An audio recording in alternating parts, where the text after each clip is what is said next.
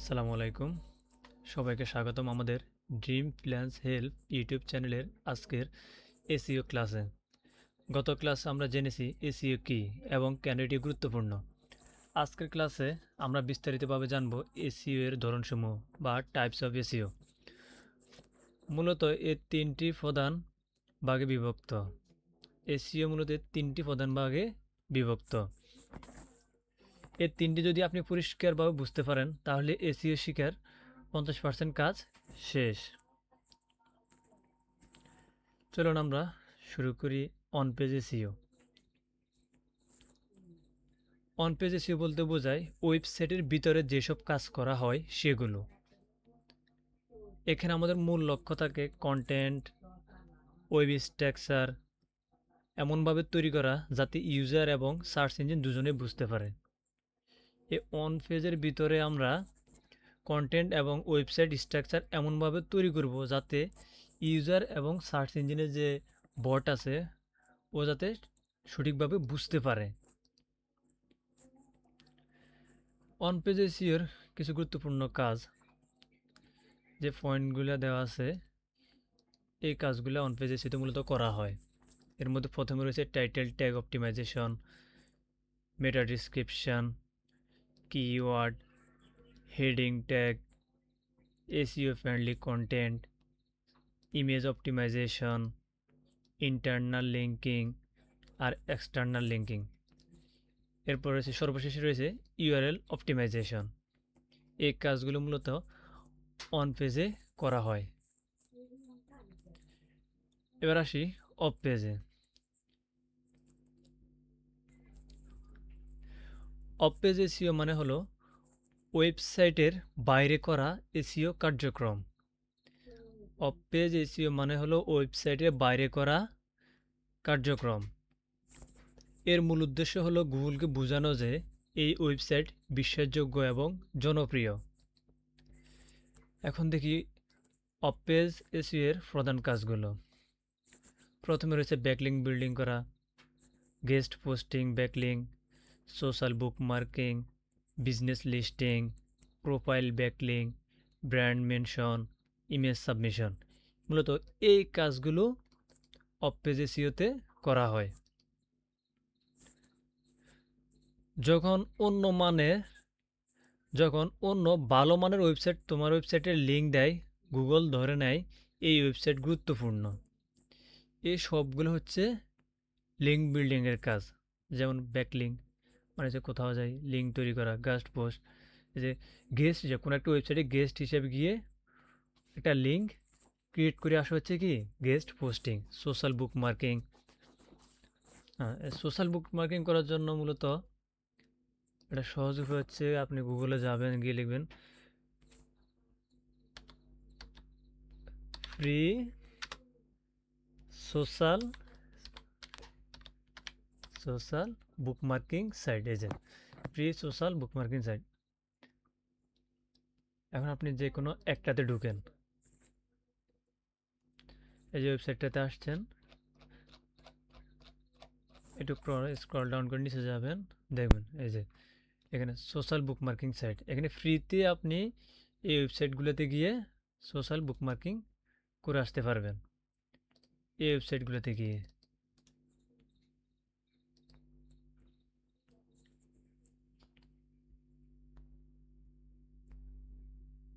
এই যে এই ওয়েবসাইটে আসবেন, আসি এই সবগুলো একটা বুকমার্কিং। এই যে উনি করছে, এই যে ওনার আরও বুকমার্কিং, এই যে ওনার ওনার এগুলো এক একটা সোশ্যাল বুকমার্কিং। এটা ইমেজ হতে পারে, ভিডিও হতে পারে, যে কোনো কিছু হতে পারে। হ্যাঁ, হচ্ছে বিজনেস লিস্টিং, প্রোফাইল ব্যাকলিং। এই যে আপনি ক্রোম ব্রাউজারে যাবেন, গিয়ে লিখবেন প্রোফাইল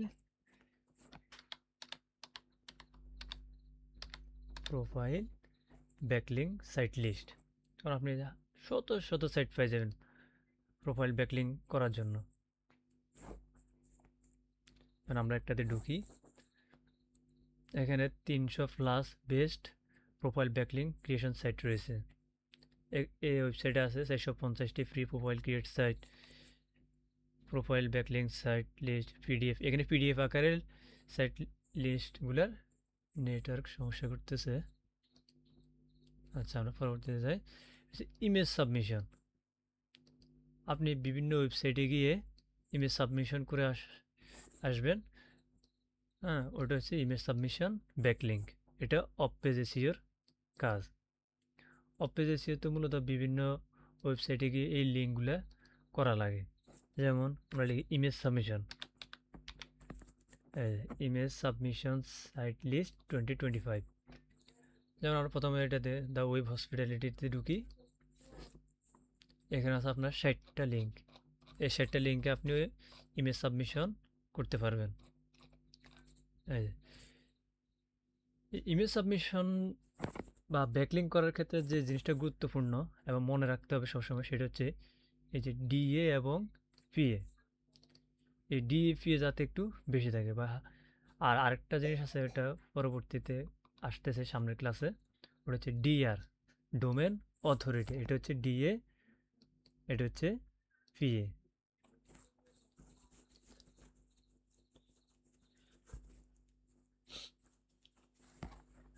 হ্যাঁ, এই যে ডিএ হচ্ছে ডোমেন অথরিটি, আর পি হচ্ছে পেজ অথরিটি। আর ডিআর যেটা সামনের ক্লাসে আসছে, ওটা হচ্ছে ডিআর ডোমেন রেটিং। মানে ওই ওয়েবসাইটের যে ডোমেনটা আছে, ওই ডোমেনটার রেটিং কত, রেটিং কি 97 নাকি 40, আমাদেরকে এই জিনিস যেসব ওয়েবসাইটের ডোমেন রেটিং বেশি, ডিআর বেশি, ডিএ বেশি, পিএ বেশি, আমরা ওই সাইটগুলোতে মূলত ব্যাকলিঙ্ক ক্রিয়েট করব। এই সবগুলোতে ঢুকে আপনি একটা একটা করে ব্যাকলিঙ্ক করতে পারবেন।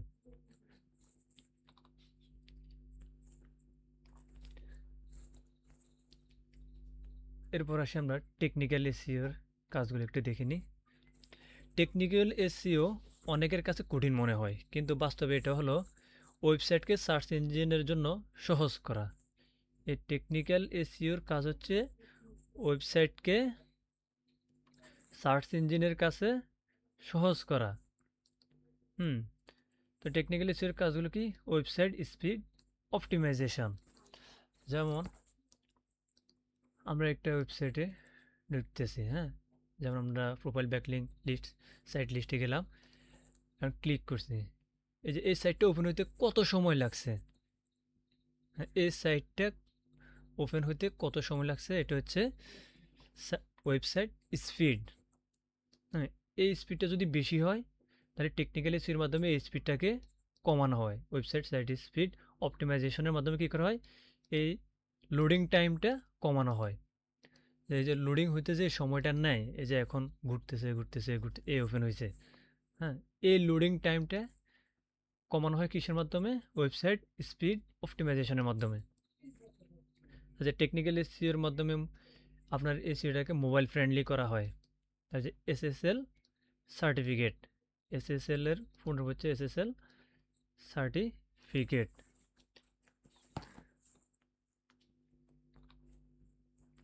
এসএসএল সার্টিফিকেট হচ্ছে, ধরুন আমরা প্রোফাইল ব্যাকলিঙ্ক লিখে সার্চ করি, এই যে এখানে HTTPS আছে, হ্যাঁ, এই যে HTTPS, প্রথমে কিন্তু এই এসটা ছিল না, পরে গুগল যখন তার আপডেট আনে তখন এটা মানে বাধ্যতামূলক করে দিছে যে প্রত্যেকটা ডোমেন HTTP সাথে SSL সার্টিফিকেট অ্যাড করতে হবে ওদের ওয়েবসাইটে, তাহলে ওই ওয়েবসাইটটাকে কী করবে, গুগল র্যাঙ্ক দিবে। এর পরবর্তী থেকে সবাই HTTPS মানে SSL সার্টিফিকেটটা লাগানো শুরু করছে নিজেদের ডোমেনে। এরপর হচ্ছে XML সাইট ম্যাপ, তারপর হচ্ছে robot.txt। এই জিনিসগুলা, এই যে website speed optimization, mobile friendly আছে, XML সাইট ম্যাপ, তারপর টাইটেল অপটিমাইজেশন, মেটা ডিসক্রিপশন, এগুলোর জন্য আলাদা আলাদা ক্লাস আসবে। যেমন টাইটেল অপটিমাইজেশন নিয়ে একটা ক্লাস থাকবে, মেটা ডিসক্রিপশন নিয়ে একটা ক্লাস থাকবে, কিওয়ার্ড নিয়ে একটা ক্লাস থাকবে, মানে এভাবে প্রত্যেকটা টপিকের উপরে আলাদা আলাদা ক্লাস থাকবে। তাই আপনারা যারা ক্লাসগুলো মনোযোগ দিয়ে করতে চান বা নিজের ক্যারিয়ার করতে চান, ফ্রিল্যান্সিংয়ের উপর একটা ক্যারিয়ার বিল্ড আপ করতে চান, তারা একটা ক্লাসও মিস দিবেন না।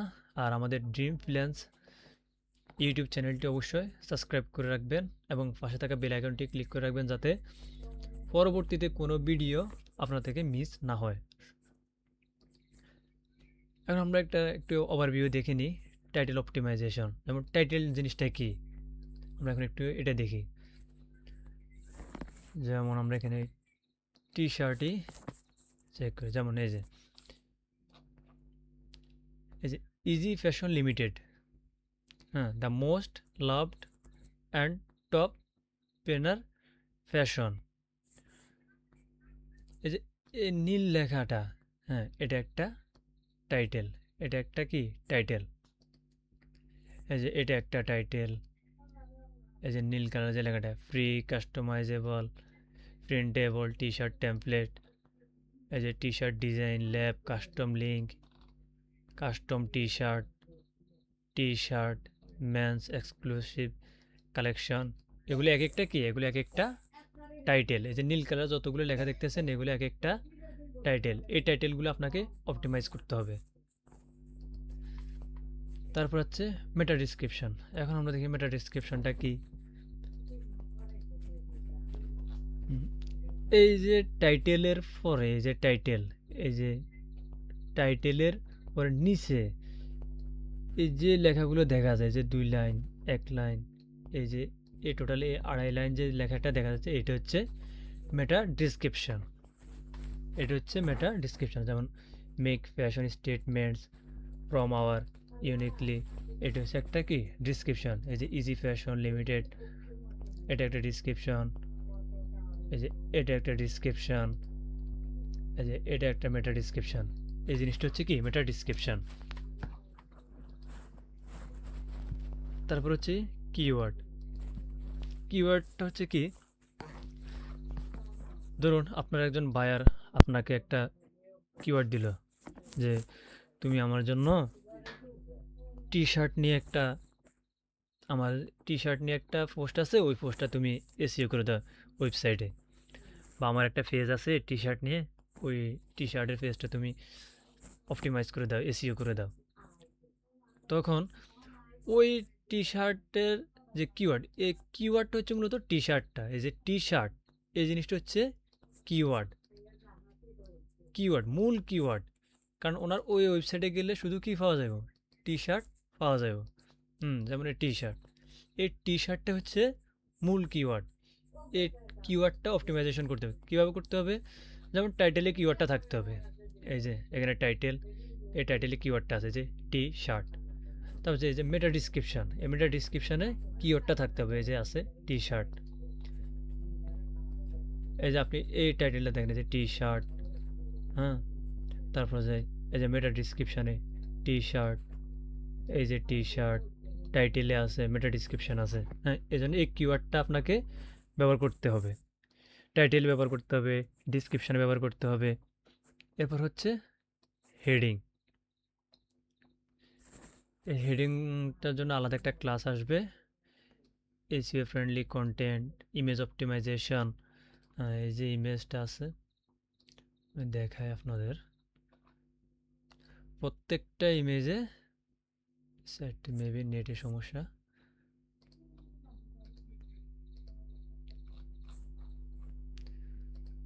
আরামে যাই আমরা। পেজটা একটু লোডিং নিচ্ছে, লোডিং হয়ে নিক।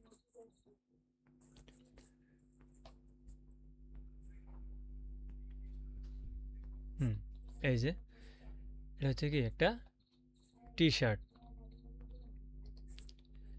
এই টি শার্টের এই যে ইমেজ যে অপটিমাইজেশন, আর এই ইমেজে অল্টার টেক্সট, এই অল্টার টেক্সটটা হচ্ছে মূলত এই ইমেজটা যখন দিছে তখন এই মূল কিওয়ার্ডটাকে এই ইমেজের অল্টার টেক্সট বক্সে দেওয়া হয়েছে।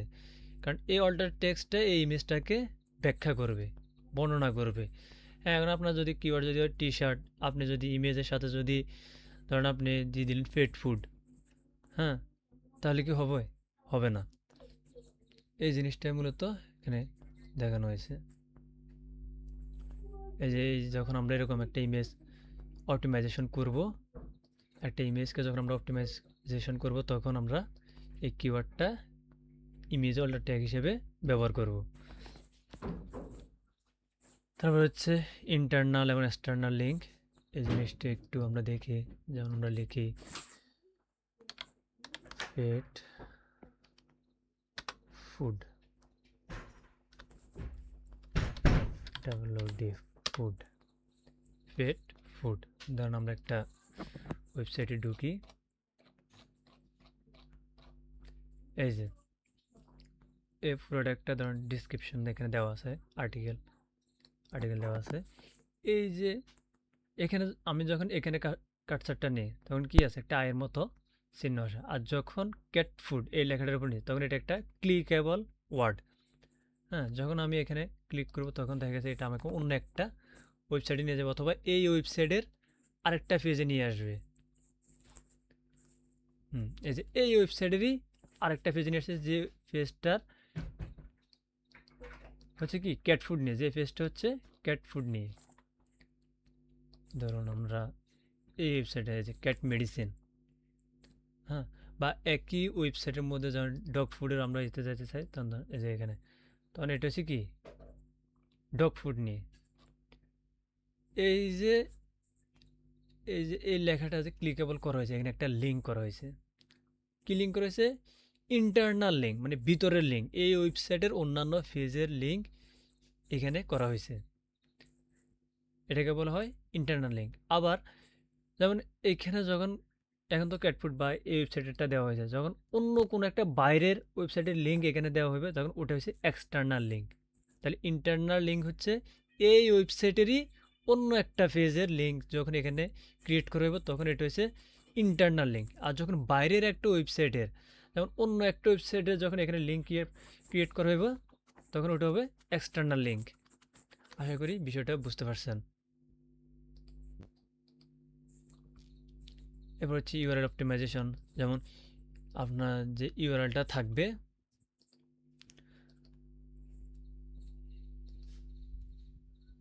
যেমন এখানে যে ইউআরএলটা আছে এই ইউআরএলটাতে আপনার মূল কিওয়ার্ডটা থাকতে হবে। যে মূল কিওয়ার্ড হচ্ছে টি শার্ট। এই ইউআরএল অপটিমাইজেশন হচ্ছে মূলত এটা, যে আপনি যখন বাইরে যখন পোস্টটা করে রাখবে বা আপনাকে পোস্টটা করছে তখন কিন্তু এটা থাকবে না, এটা আপনাকে অপটিমাইজেশন করে এই টি শার্টটা এখানে বসাইতে হবে।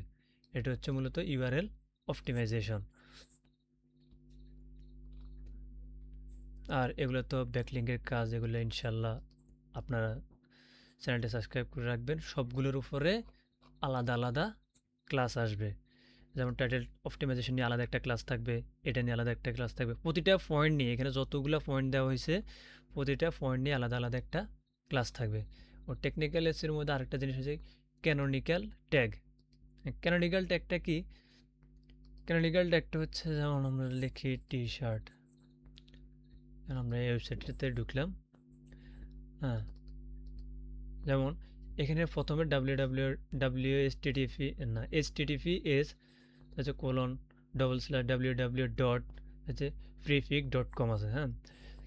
আপনি যখন ক্যানোনিক্যাল ট্যাগটা ইউজ করবেন তখন যদি কেউ www.freepik.com লিখে সার্চ করে তখন আপনার ওয়েবসাইটটা ওপেন হবে। আবার যদি কেউ https://www.freepik.com লেখে তাহলেও এই একই চ্যানেল ওপেন হবে। মানে আপনারা যদি এই জিনিসটাকে যদি ক্যানোনিক্যাল ট্যাগ হিসেবে দেন, হ্যাঁ, তখন মানুষ এটার আগে www দিক বা না দিক, https দেখ বা না দেখ, তাতে কোনো সমস্যা নেই। শুধু এই জিনিসটা থাকলেই ওকে সরাসরি আপনার ওয়েবসাইটে নিয়ে আসবে। এটা হচ্ছে মূলত ক্যানোনিক্যাল ট্যাগ। এই ক্যানোনিক্যাল ট্যাগের উপর আমাদের আলাদা একটা ভিডিও থাকবে ইনশাল্লাহ। আর এই ৩ প্রকারের এসইও ছাড়াও, এই যে অন পেজ, অফ পেজ, এবং টেকনিক্যাল এসইও ছাড়াও আরও ৩টি এসইও আছে। সেগুলো হচ্ছে লোকাল এসইও, এটা হচ্ছে একটা নির্দিষ্ট এলাকা বা শহরের জন্য করা হয়। আর ই কমার্স এসইও, এটা হচ্ছে অনলাইন শপের জন্য। আর ইউটিউব এসইও, এটা হচ্ছে ইউটিউব ভিডিওগুলো যে র্যাঙ্ক করা হয় বা ইউটিউবে ভিডিও যাতে সার্চ দিলে সবার আগে আসে, সেই জন্য এই ৩টে এসইও মূলত। এগুলা এসইও ওই উপরের ৩টার ভিতরে পড়ে আর কি এগুলা। এই তো এটা ছিল আজকে আমাদের এসইও সম্পর্কে ক্লাস। আজকে ক্লাসের সারসংক্ষেপ হিসেবে আমরা যা শিখছি সেটা হচ্ছে অন পেজ এসইও, ওয়েবসাইটের ভিতরের কাজ। অন পেজ এসইও হচ্ছে ওয়েবসাইটের ভিতরের কাজ, আর অফ পেজ এসইও হচ্ছে ওয়েবসাইটের বাইরের কাজ। এই অফ পেজ এসইওটা হচ্ছে ওয়েবসাইটের বাইরে যাই কাজ করে আসা, বা এই যে এই কাজগুলো, এগুলো হচ্ছে সব লিঙ্ক বিল্ডিংয়ের কাজ। এই কাজগুলো ওয়েবসাইটের বাইরে গিয়ে করতে হয় এই কাজগুলো। আর টেকনিক্যাল এসে হচ্ছে ওয়েবসাইটের টেকনিক্যাল স্ট্রাকচারগুলো ঠিক করা, হ্যাঁ, যাতে উপর ঠিকমতো ফুটতে পারে, যাতে একজন মানুষ ঢুকলে সাইট ম্যাপের মাধ্যমে যাতে মানুষ ঢুকলে কোন জিনিস কোথায় আছে দেখতে পারে, হ্যাঁ, এসএসএল সার্টিফিকেট, মোবাইল ফ্রেন্ডলি, এগুলো হচ্ছে টেকনিক্যাল এসইওর কাজ। আর পরবর্তী ক্লাস আমরা শিখব অন পেজ এসইও বিস্তারিত। এই যে অন পেজ এসইওর এই বিস্তারিত সবগুলো আমরা ধাপে ধাপে শিখব পরবর্তী ক্লাসে। যদি ক্লাসটি মনে হয় উপকারী আপনার কাছে, লাইক দিন, শেয়ার করুন এবং আমাদের ড্রিম প্ল্যানস হেল্প ইউটিউব চ্যানেলটি অবশ্যই সাবস্ক্রাইব করবেন, আর পাশে থাকা বেল আইকনটি ক্লিক করে নোটিফিকেশনটা অন করে দিবেন, যাতে সবার আগে আপনি আপডেট ভিডিওগুলো পান। সবাইকে ধন্যবাদ। আসসালামু আলাইকুম রহমতুল্লাহ।